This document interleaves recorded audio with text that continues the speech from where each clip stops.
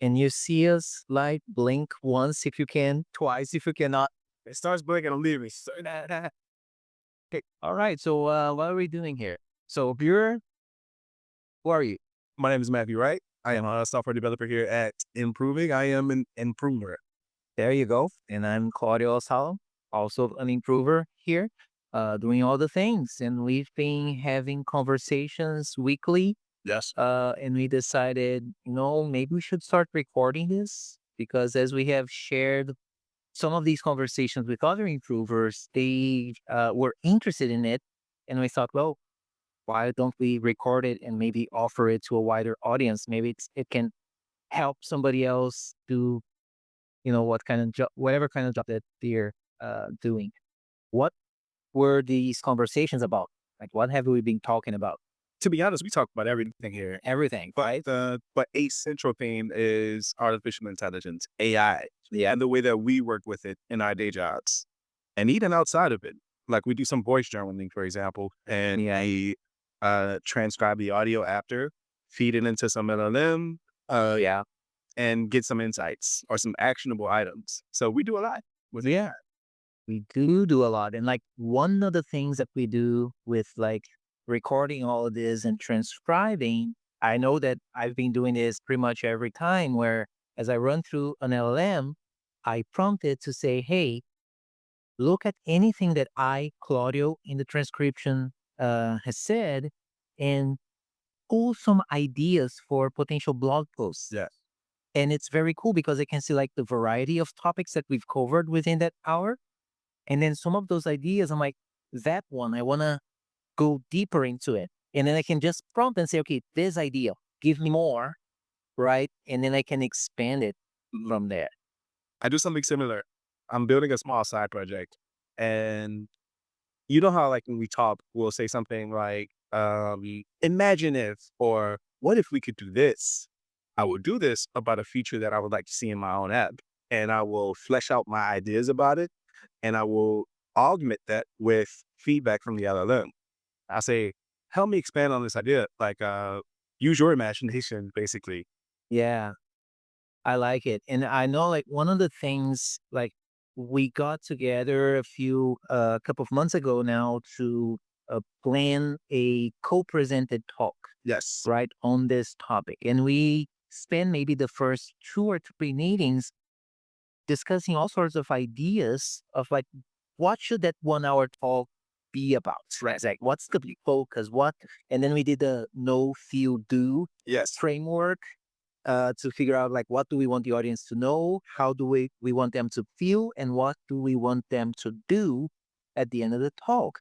And eventually we honed in to that idea of resistance because we talked a lot about like, we are so naturally here talking about using AI tools for so many different things, not just to generate code, right? And then we narrow it down to resistance because not everybody is actually feeling like that they have this smooth adoption of the tool.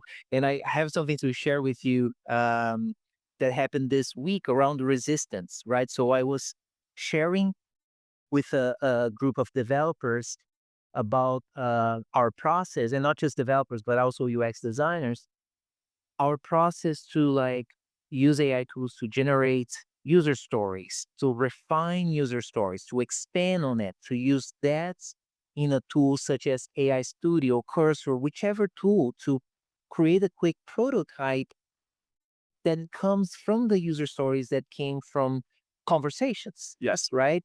And a question that I was asked, like at the end of seeing that and being amazed by what came up, like within a 5 minute conversation, the question that I was asked was, do you let the clients know that you're using AI for that? Right? Just something that comes up in our conversation to you. Yeah. Um, So what is your take on like yeah, do you let your clients know that you're using AI tools? of course, Right? and we have to. Yeah. So there's just no way around it. Yeah. But I get the question because there are many ways of thinking about this. And if you're using the tool that enhances you and produces an output that may look like to someone else a superpower, maybe you want to hide that and take all the credit. Yeah. um, maybe your client may have a negative opinion about you using these tools. So maybe that may be a reason to not let them in on it. But that's a no-go in our world. We don't have an option. It's not a luxury. Um, and I think it's just dishonest to hide the ball. If you're getting help, why not let them know? Because maybe you're paying for this tool out of your pocket and, hiding it from them. Whereas if you brought them in and say, hey, look what this cool tool can do. Um, uh, would you like to pay for it too? Like, get us a license so all of us could be using these tools. So I think it just makes sense in every case to let the client know. Yes, I Yeah. fully agree. And I go back to this idea of not starting a conversation with, oh, look at this shiny tool that I'm using here. It's more like, look at the results, Yes. right? The outcome that I got from this. And then as people get interested, you can say, well, this is these are some of the tools that I'm using, but let me share what I'm using them for, Right. right? So it's very specific. And as you share that, I really haven't seen resistance after that. Right. Because if you focus on like this is what we're getting done and why we're pursuing this, Yeah. right? And I think I brought up a few weeks ago like this notion you hire somebody to build your house, Yes. you get there and you see them using like a regular screwdriver, a regular hammer instead of using power tools. What are you going to think of those You're workers? immediately going to wonder, what are you doing? This is going to take you weeks. Furthermore, maybe you're less accurate. Um, it's just a wrong way to build a house in 2025. Yeah, and you even think like this, future homeowner, Yeah. that person probably has in their garage power tools. Yes. They use the power tools and then they see the builders not use it. Yeah. So my analogy is to like AI tools. If like consultants, software developers do not use tools, well, our clients are using AI tools, Yes. even if it's just like on their phone. Hey Siri, do me whatever. It's like, well, I'm using AI tools. Why are you? Yeah. Yes. Um, and I think that's the X factor. Using the tool that your client is using because they know the value of it. Yeah. For example, if they're not using some of the tools that we're using, we kind of have to sell them on by showing them the capabilities of these tools because there isn't an inherent trust in them. Right. So that's why I think it's important for you to do what you do, which is to say, hey, I'm not just using some tool. Here is the value that I'm getting from it. Yes. Because if they don't understand that, then maybe there is no real difference in their mind between the hammer and the power tool that can drive the nail. There you go. Yeah. And yeah, I think that's so important. And if we can like articulate why we are using that through our perspective, you get their attention. And then if we can like go a little bit further and suggest ways that they could use something to solve some of their own problems, there you go. That brings to mind one of my favorite books I've read in the last 5 years, I would say. It's called Badass Making Users Awesome Nice. by Kathy Sierra. Okay. And the whole premise of the book is to talk about the thing where our job is to create products or services that the clients will not be telling others about like, oh, this is an amazing product. This is an amazing service. It's not about that. It's about the person saying, oh, I feel amazing today. Why? Well, I had to do this one thing and then I happen to use this tool or this product or this service. And it's about what it makes me feel, not about the tool. That's right. Right? So the whole like badass, like you want to make your clients or customers feel like they're badasses.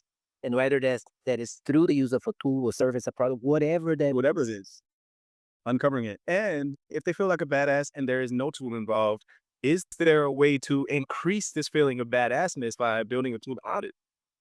For example, I feel like a badass when I'm writing in my journal, but there is a resistance to doing so because of the self editing that I do. There you go. I get around this by just voice journaling. I get it all out.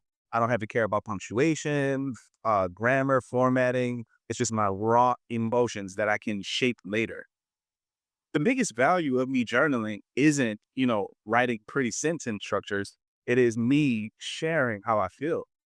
And if I'm able to do that in a way that doesn't require all of this other overhead, come on, more of that. Yes. I really like that. Yeah.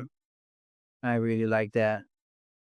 And it makes me think, yeah, I like that. Like one of the things about like journaling, and I'm full on board with the idea of like saying it out loud because that way you don't do the self editing.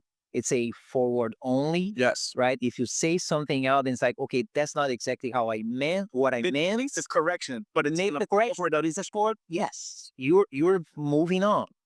Uh, when I do want to take the different approach, which is writing it down, which I started a few years ago, because for me it was like this. I started uh, typing stuff on the computer 33, 34 years ago. So for decades, if I wanted to capture something, it was typing, and I do touch type, so it's like really quick, right?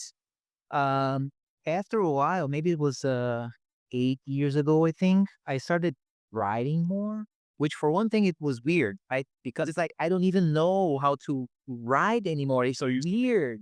Yeah. Like, oh, how do you spell that word? I'm like, I'm thinking of my hands on the keyboard. Oh, that's how you spell it. yes.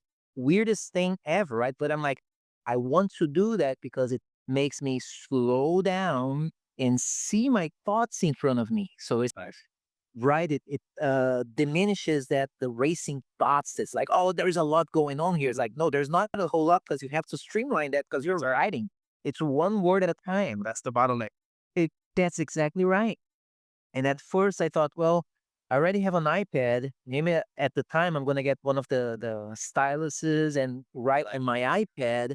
But I gave up on that idea because the iPad, well, you can also load Netflix or YouTube or you know apps or use them, Push notifications coming in all the time. right? So it'll disable You it. don't disable it. And there are ways around it, but the larger point is that's not the right tool for the job. Correct. So that is when I got the Remarkable device, which is like I can either write on it or I can read on it. That's That's it. all I can do. Yeah. So like just that focused use of the tool. And it's another one of those. Like I've been in places where I'm having a conversation or whatever, with somebody, I'm like, oh, hold on, I need to take note of that. I pull up the Remarkable and they ask me about it. And then I get to tell them, so is that just another new fancy, tablet type of thing? But then I explain why I'm using it for, right? The focus, reducing distraction. All they go, like, that's pretty smart, right? Yeah. Yeah. Like, Because the first thought is really obvious. Why not an iPad? Why not your iPhone? You can type it right away.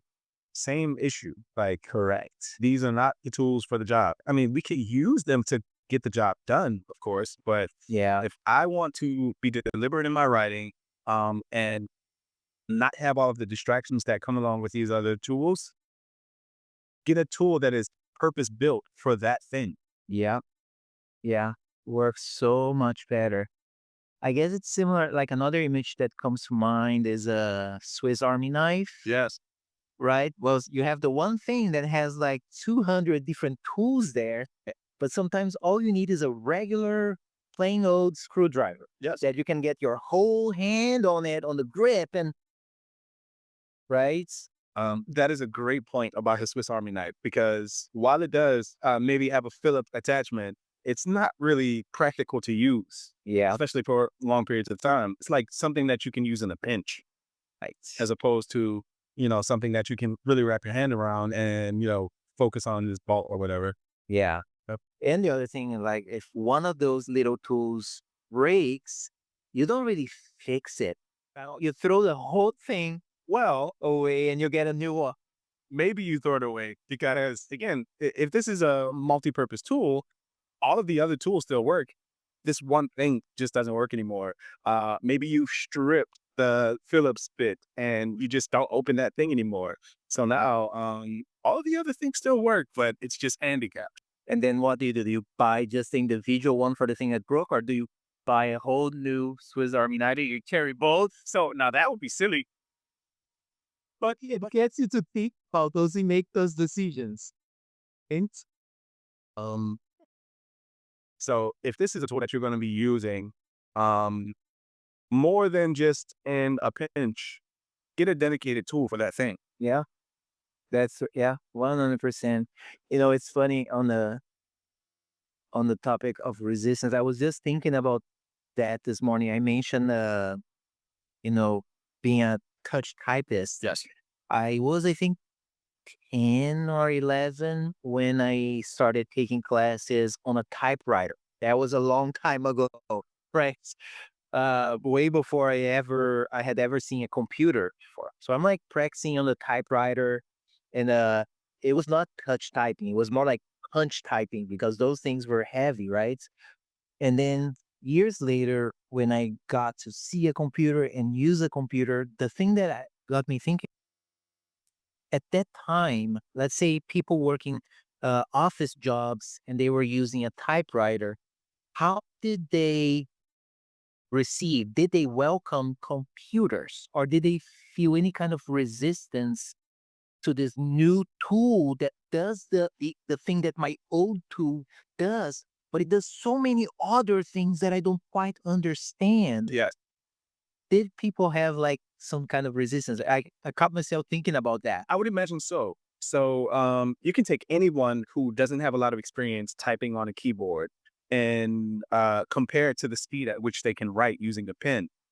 They're going to write faster with the pen every time because there is a learning curve to picking up this keyboard. There's a layout. Yes. The keys are not mapped in a way that is immediately intuitive. Like they're not A B C D E F G. Exactly. So there is a learning curve, and I would imagine people who were used to taking notes down via paper, and you place a type right in front of them, Yeah. and they have to punch and peck for that key.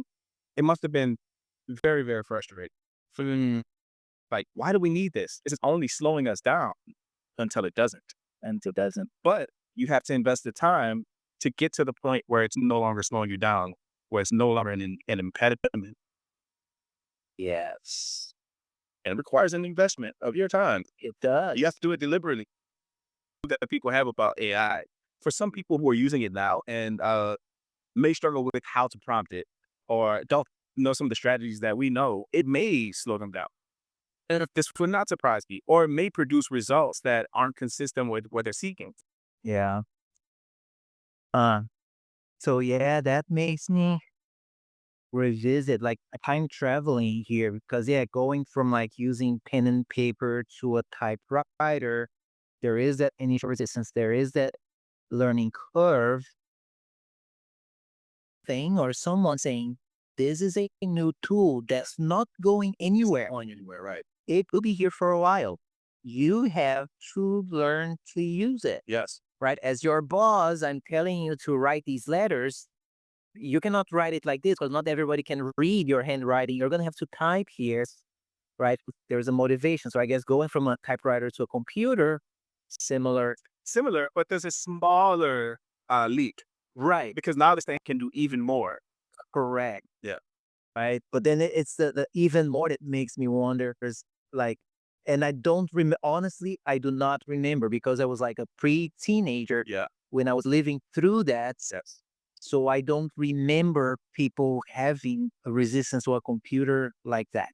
Coming from a keyboard, I would imagine if you're coming from a keyboard to a computer where you can type right from a typewriter, sorry, where you can do things like backspace, for example. So yeah, the word typewriters had the ability to backspace, but not so good. They did. Well, oh man, you were bringing me memories because I remember like in our house, we used to have like a very old typewriter. Yeah. And that was the one that if you wanted to backspace, like you could backspace to correct something, but then you needed to use at the time, like in Brazil, the thing was called liquid paper, Yes. right? Where you like We call it whiteout. interesting. And it's so funny because like in Brazil, it was called the English words, liquid paper. So you use that to and then you wait, Mhm. right? The thing, Yeah. right? You blow on it, and then you type the next thing. Yeah. And then when I started working at an office, they had like the newer machine where it had the autocorrect thing on it that you hit a key, it would come back, do the white thing, and then you can type again. That's right. I remember those. Oh man, getting so old right now. Yeah. But if you ran into this problem, especially if you're using an older typewriter where you had to use the liquid paper and wait for it to cool off or wait for it to dry rather, again, type again. It's like, it must be infuriating. So when a computer comes along where you have a screen where all of the things that you're typing out are being printed to the screen and you can edit, you can jump back into a different paragraph and correct a word that think about this, misspellings. If you type the entire document out, you read over it and you're like, oh, I misspelled that, misspelled that, misspelled that. You got to retype the entire thing again. Yep.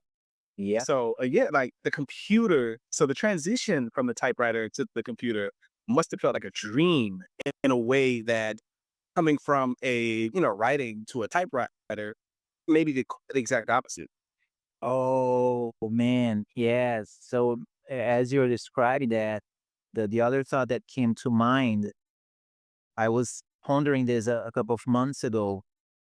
The the most important skill that I have learned that somehow relates to my professional career was using a typewriter Yeah.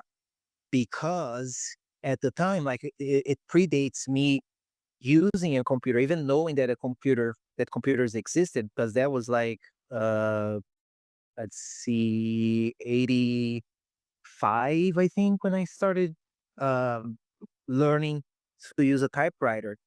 And at the little school, it was at this lady's house that she turned one of the rooms into a class with like six typewriters, right? The really old ones.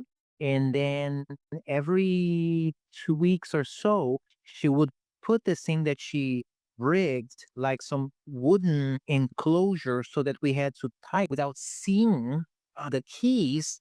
And she would time us. So the idea was to see how fast can we type Without looking. without looking and being accurate, Yes. right? And like you had to put, like I was like 10 or 11. So I was like, that feels strange. Yeah. When I got to use a computer, well, you can touch type, That's right. right? And I could do it without looking at the key. So I was flying. I was flying on the thing.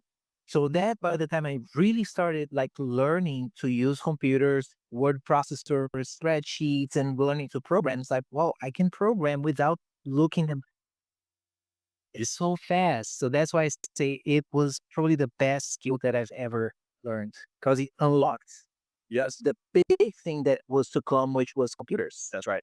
So I wonder transferring that to like nowadays, where there may be people who just started maybe 5 years ago, like using computers in a professional setting, maybe, and now they have all these AI tools. I wonder if it's that moment where, like, have they learned enough about how technology like this works so that they can really leverage what these new tools and things can give us? It depends on the attitude Yeah. of the person, and the narrative around the tool itself. For example, uh, a lot of the way that we talk about AI outside of our world is, oh, this is something that is coming for jobs. This is something that is going to displace people.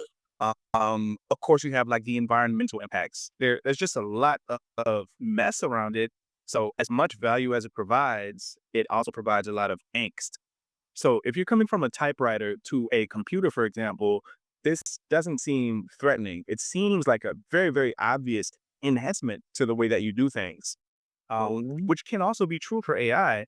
But if you feel like, because of generative code in our case, this is something that can largely replace some of the things that you do, some of the value that you provide to your company, then it seems a little scary. Huh. And if you're and you're unwilling to like admit it, If this is something that is not at the forefront of your mind, at the foreground of your mind, like the sphere and why you feel that way, then it's easy to like cope by reaching for other reasons, excuses. Oh, this sucks. Oh, uh, it's not as good as what I can do. Oh, I could have wrote that myself. It took me longer to write out the prompt than it would have taken me to write out the function. All of these things start to surface, and these are just like manifestations of resistance. And I don't think that was there transitioning from like a keyboard or a typewriter right, to a computer. Yeah. Interesting. I was I've been pondering this video that I watched on Rick Beato's um YouTube channel, Yes. right? The music producer. He is interviewing a drummer and asking the drummer about when drum machines came about, Yes. right? Did the drummer feel threatened Yes. by that new thing? Because now people who are not drummers Right. can create drum loops and can create entire songs. Like that's why I did back in the early 90s when I bought my first drum machine. Yeah. And then what that gave me, a non-drummer at the time, was like, okay, I'm a guitarist and I need just enough structure to put my guitar riffs over Yeah. on top of it so that I can develop the idea. And I cannot afford a drummer to come in and do that for me. So that's how I used it. It was great hearing this drummer say, he was like, no, I loved it. I embraced it. So as I'm a session musician, so I could show up to a session when somebody hired me, I could program what I had in my mind, what I would play in the drum machine without having to spend any time setting up my drum kit. That's right. Ooh, that's a big one. So I could just get some basic patterns down, develop the idea once they said, that's exactly what we want. All right, now let's go ahead and spend the time setting up a drum and I do it live. Right. Like that is a great But mindset. again, it's about the attitude. Yeah. Um, Hmm. I work at a church and I am a part of the production team. And for some of the songs, we use what's called a click track. Yeah.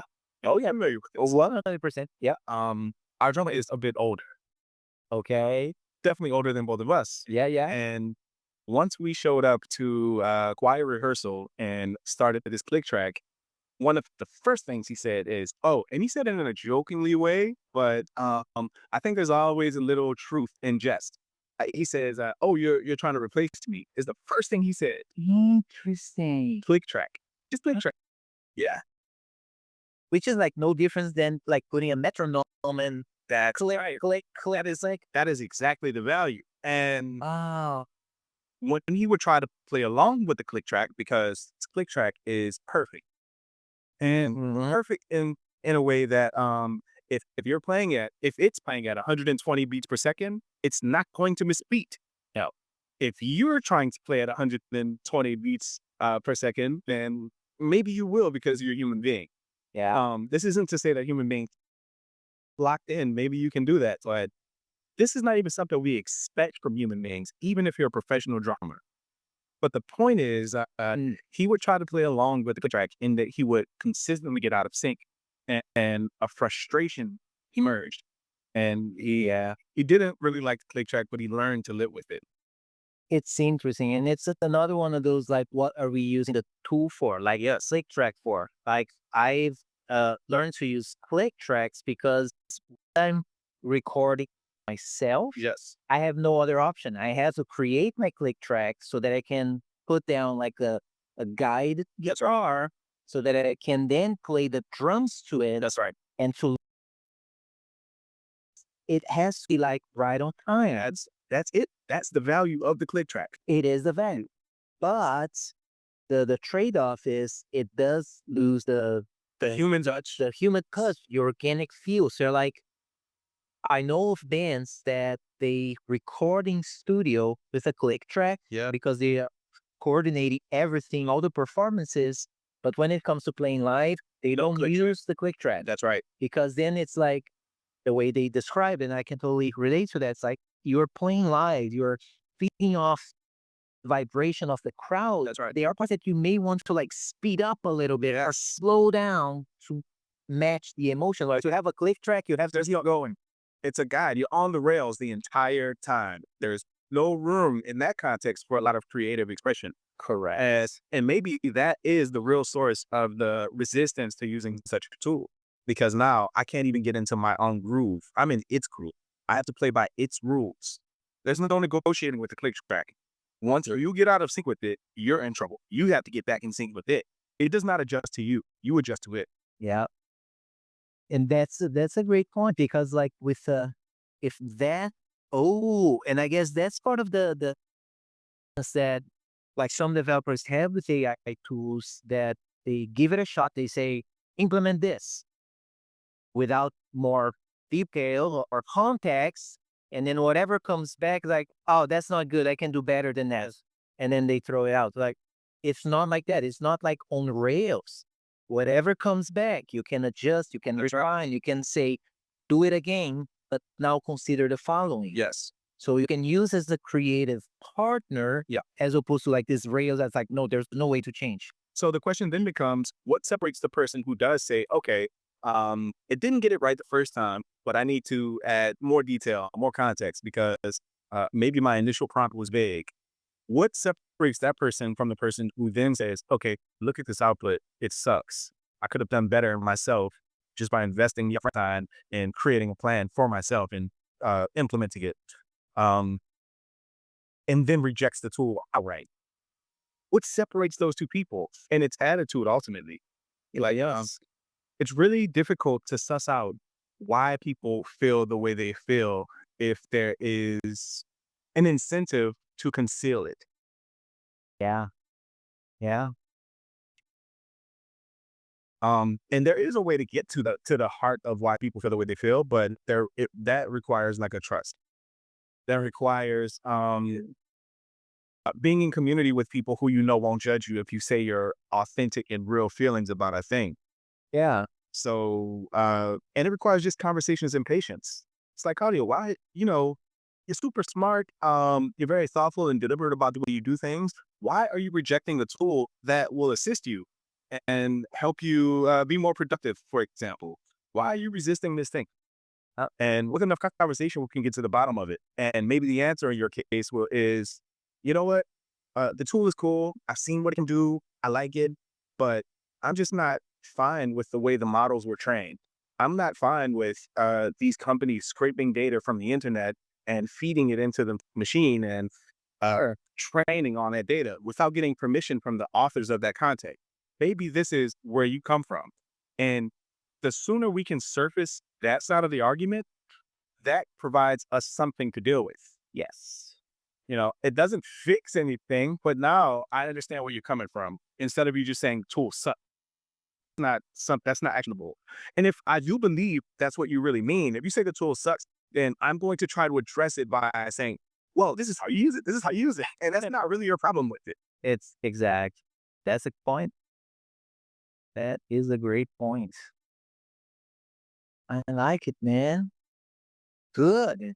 Good. Well, anything else to add before we wrap things up? At the outset of this meeting, you mentioned how we started this conversation weeks and weeks and weeks ago. Yes. But we left out an important detail. Okay. The important detail was that I am afraid of public speaking. Right? I have a fear of it. I don't like to stand in front of a crowd and say things. So I wanted to confront that. Yes. And this is, again, an example of the attitude side of it. Because I look at situations where I could go left or right as a fork in the road, because that's just kind of what it is. I could have said, I'm afraid of this, so I'm not going to do it. I'm not going to even attempt to get better at it. It's just not for me.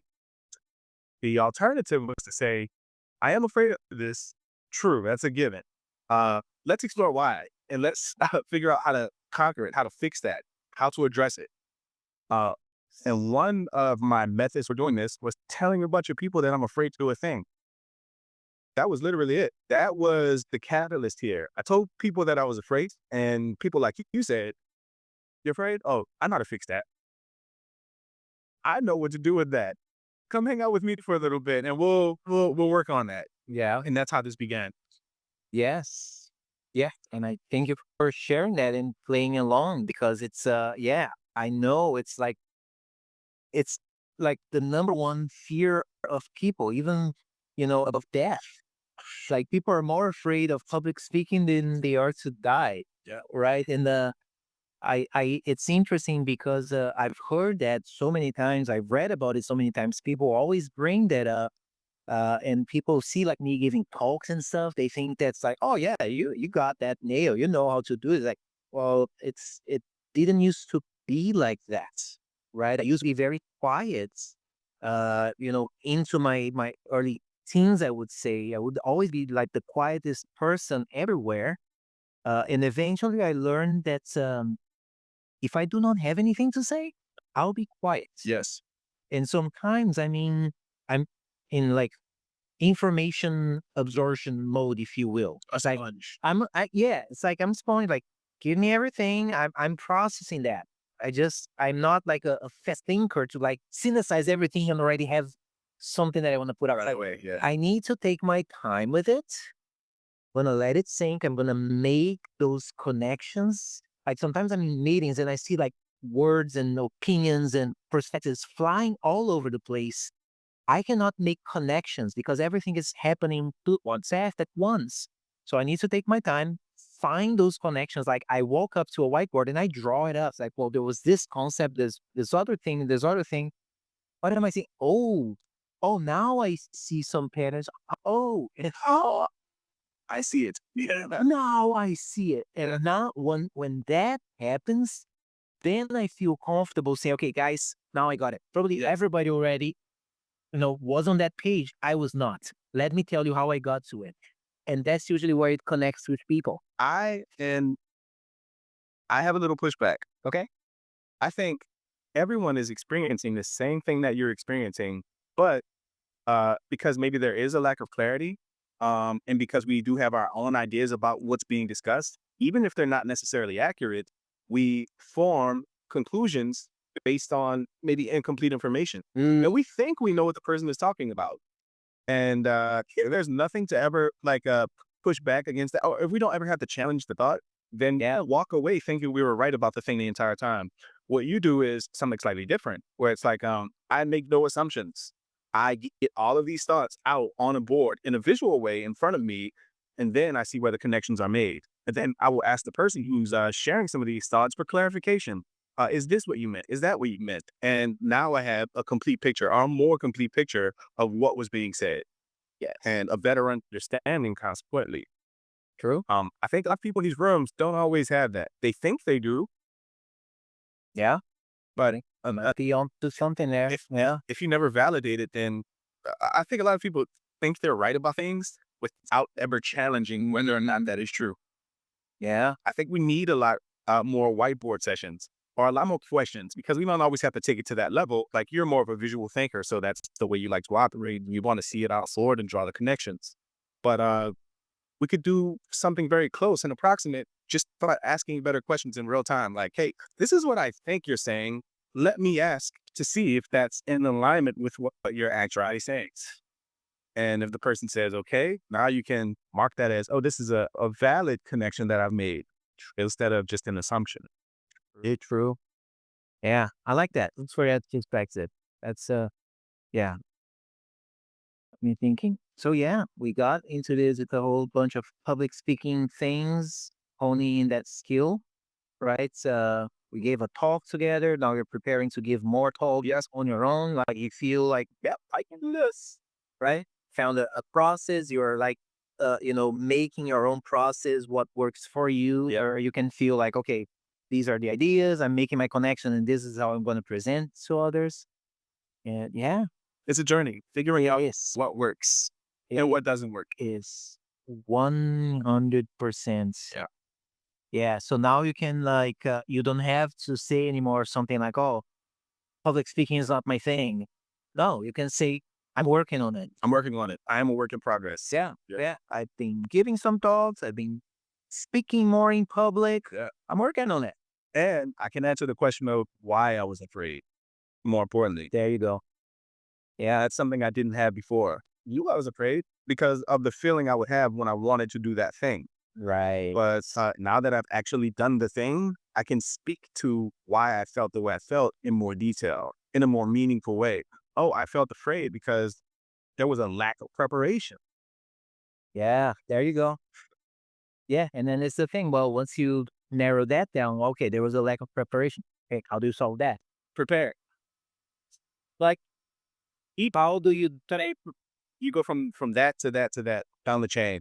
And once you nail all of these things down, like what starts to emerge is a confidence.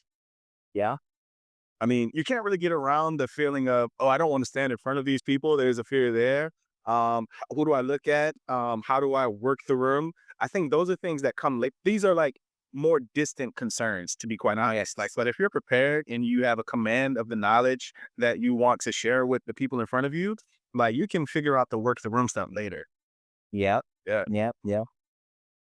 I love that. Yes, sir. Well, this was a great experiment, I think. What do you think? I liked it. I started off a little nervous as I always do, but yeah, and this, yeah. I like to walk into the room as a flower and ultimately blossom throughout the course of the conversation. And I believe you did. So yeah, that was an amazing conversation. We're gonna figure out a way to make this available to others. Let's do it. And until next time. Until next time. Awesome.